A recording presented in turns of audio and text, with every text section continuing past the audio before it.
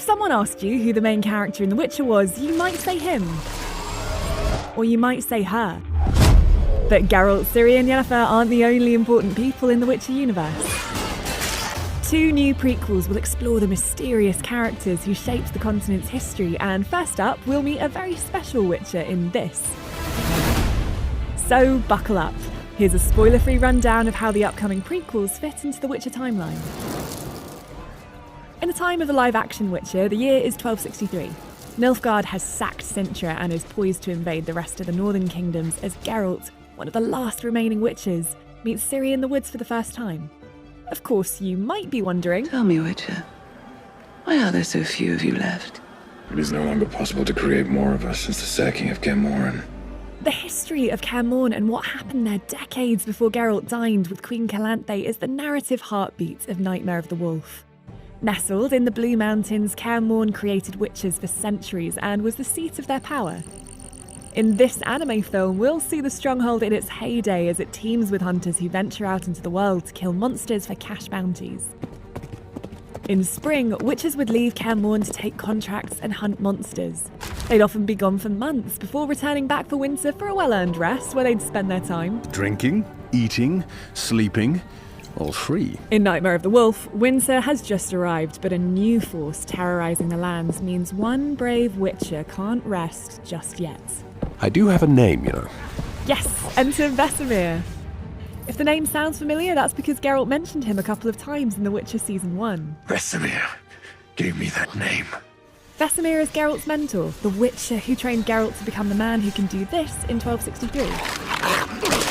In Nightmare of the Wolf, we meet a younger, more carefree Vesemir who's a bit of a rogue. We visit as far back as the turn of the 1100s when Vesemir was a boy, but the bulk of the action takes place in 1165. Nightmare of the Wolf is set on the sword's edge of immense change across the continent. Just 2 decades after the events of the film, the Great Cleansing began, a dark part of the continent's history where elves taught humans how to master chaos and channel its immense power and wield magic.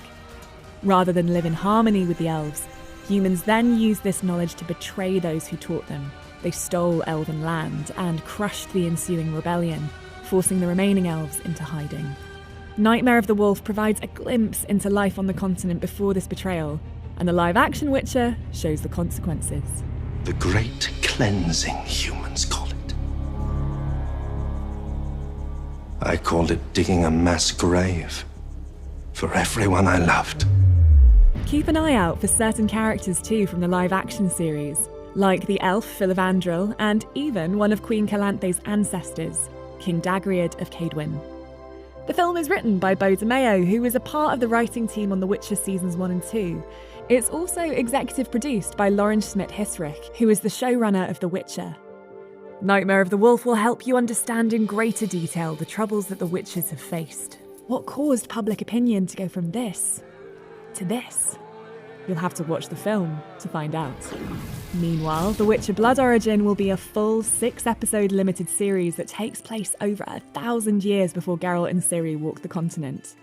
It will tell a story lost to time, how a series of events led to the cataclysmic conjunction of the spheres, where the worlds of monsters, men, elves, dwarves, gnomes, and others merged to become one. As Blood Origin's showrunner Declan DeBarra has said, what was the elven world really like before the cataclysmic arrival of humans? This is that story. You can watch Season 1 of The Witcher right now on Netflix, and Season 2 will drop on December 17th. In the meantime, Nightmare of the Wolf releases on August 23rd, and Blood Origin is currently in production. For more from the continent, keep checking back to Netflix.